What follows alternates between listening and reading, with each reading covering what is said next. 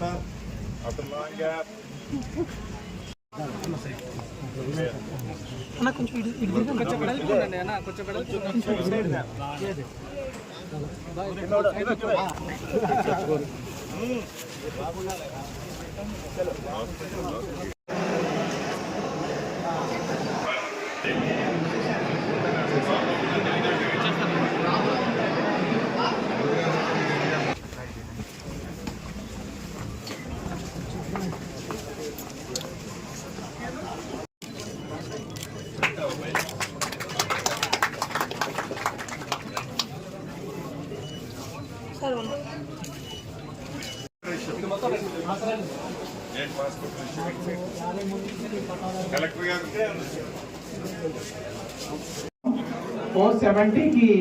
462 వచ్చాయి sir. Topper గా ఉన్నారు. అదేవిధంగా హెచ్ఈసీలో ఉపేందర్ అనే స్టేట్ టాపర్ గా ఉన్నారు సార్. మేము కార్పొరేట్ కి ధీటుగా కష్టపడి చదువు చెప్తున్నాం. మా పిల్లలను కూడా అంతా మంచిగా చూసుకుంటాం సార్. మీరు చెప్పినట్టు చాలా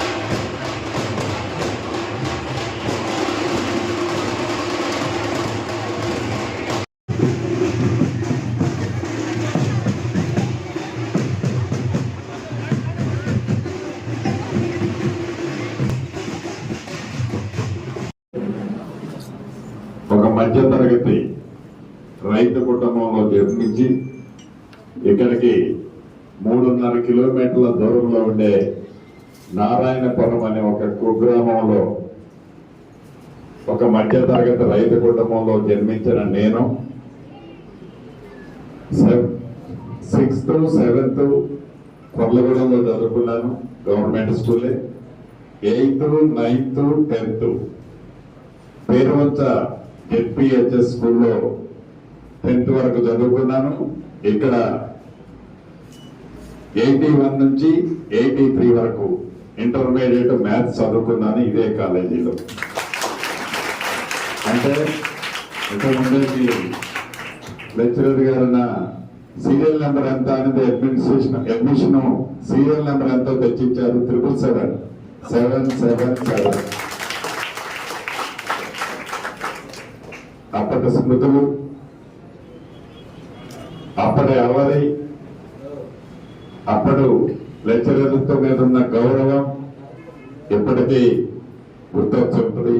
ఈ ప్రెమిసెస్ లో నుంచి రోడ్డు మీద పోయేటప్పుడు కానీ ఈ ప్రెమిసెస్ లోకి వచ్చినప్పుడు కానీ ఆ రోజులు గుర్తు తెచ్చుకుంటాం. మనం అనుకుంటుంటాం, అబ్బా శ్రీనన్న ఎంత పెద్దోడైందిరా, ఇవాళ మంత్రిరా, శ్రీనన్న అంటే మామూలు మాటరా అని మీరంతా ఒక పక్కన శ్రీనన్నగా తెలిసిన తర్వాతనే మీకు తెలుసు. నారాయణపురం నుంచి పేరువంచి వెళ్ళటానికి 2 కిలోమీటర్ల దూరం ఆ స్కూల్కి నడిచెళ్లే వాళ్ళం. ఈ 3.5-4 కిలోమీటర్లు నారాయణపురం నుంచి కల్లూరు జూనియర్ కాలేజీకి రావడానికి ఇంటర్మీడియట్ మ్యాథ్స్ లో జాయిన్ అయిన తర్వాత మధ్య తరగతి రైతు కుటుంబంలో జన్మించిన నేను మా నాయన ఒక సైకిల్ కొనియమని అడిగిన. అంతకుముందు నాయనకి ఒక పాత సైకిల్ ఉండేది. ఆ పాత సైకిల్ ఉంది కదా, మళ్ళీ నీకు కొత్త సైకిల్ ఎందుకని కొనియటానికి నాకు 2 నెలలు పట్టింది. ఆ సైకిల్ మీద నాతో పాటు చాలా మంది మిత్రులు ఈ 3.5-4 కిలోమీటర్ల సైకిల్ మీద వచ్చేది. మళ్ళీ క్లాస్ అయిపోయిన తర్వాత ఇంటికెళ్ళి వ్యవసాయ పనులు చూసుకొని అట్లా కాలం గడిచి ఇంటర్మీడియట్ లో కూడా మళ్ళా ఫస్ట్ క్లాస్ లో పాస్ అవ్వడం జరిగింది. తదుపరి నేను అనేది ఏంటంటే, మనం చదువుకోవాలి అనే ధ్యేయం, ఆ ఫెసిలిటీస్ అప్పటికి ఇప్పటికీ కంపారిజన్ అనేది మనలో పట్టుదల ఉంటే, మనలో ఒక కష్టపడాలి అనే స్వభావం ఉంటే, ఇక్కడ ఉన్న పిల్లల తల్లిదండ్రులందరూ కూడా 99% అగ్రికల్చర్ బ్యాక్గ్రౌండ్ ఉన్న కుటుంబాలే ఉంటాయి. ఎకరం 2 ఎకరాల భూమి ఉండొచ్చు, రైతు కూలి అయి ఉండొచ్చు, వ్యవసాయానికి కనెక్టివిటీ ఉన్న వివిధ సెక్టార్లలో మీ తల్లిదండ్రులు పనిచేస్తుండొచ్చు. మీరు నిత్యము మీ తల్లిదండ్రులు పడుతున్న కష్టాన్ని, బాధని మీరు గమనిస్తుంటారు. మీ తల్లిదండ్రుల ఆలోచన, ఆశయం, వాళ్ళ తాపత్రయం, నా బిడ్డ నా కొడుకు నాలాగా కష్టపడొద్దని, నేను అనుభవిస్తున్న కష్టం నా బిడ్డ కొడుకు భవిష్యత్తులో పడొద్దని, వాళ్ళు ఒక పొద్దు తిని తినక సరైన బట్టలు కూడా కట్టుకోకుండా ఆ సంపాదించిన 10 రూపాయలు, 50 రూపాయలు, 100 రూపాయలు మీ తల్లిదండ్రులు మీ ప్రయోజకుల్ని చేయటం కోసం ఏదైతే కష్టపడి అది మీకు ఏమీ ఆశించకుండా మీ దగ్గర మీ తల్లిదండ్రులు చల్లగా నా బిడ్డలు ఉండాలని తాపత్రయం. ఆ స్పీచ్ వారు ఇచ్చినప్పుడు మీరు ఎమోషనల్ అయింది.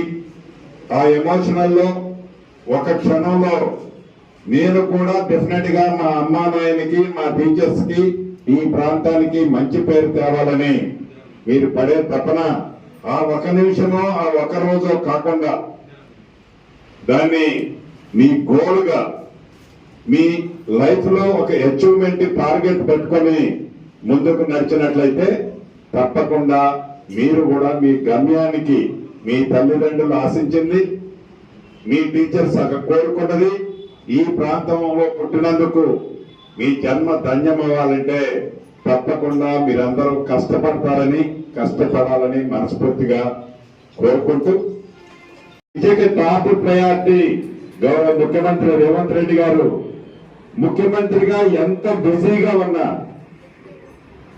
విద్యాశాఖ తన పోర్ట్ఫోలియోగానే ఉంచుకొని నిత్యము అనేకమైన రివ్యూలు తీసుకుంటూ పెను మార్పులు, అంటే ప్రపంచంలోనే ఏ రాష్ట్ర ప్రభుత్వము తీసుకొని అనేక విప్లవాత్మకమైన మార్పులు తీసుకుంటూ విద్య ఉంటే అన్ని ఆస్తులు ఆటోమేటిక్ గా వస్తాయని నమ్మిన ప్రభుత్వము, నమ్మిన ముఖ్యమంత్రి మన రేవంత్ రెడ్డి గారు.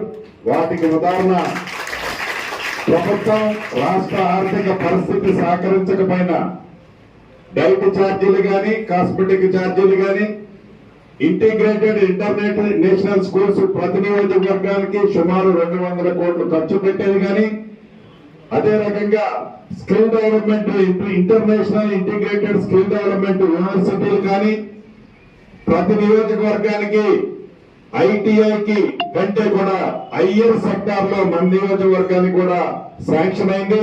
ఇలా ప్రతి నియోజకవర్గానికి సుమారు 75 నుంచి 80 కోట్లతో ఐటీఐ అంటే వాళ్ళలో ఉన్న స్కిల్ ని డెవలప్ చేయడం కోసం ఏర్పాటు చేసే కాలేజీ సెక్టార్లు కానీ, ఇలా అనేక సెక్టార్లలో విద్యకి ప్రభుత్వం చూపిస్తున్న శ్రద్ధ మీకు తెలియదు కాదు.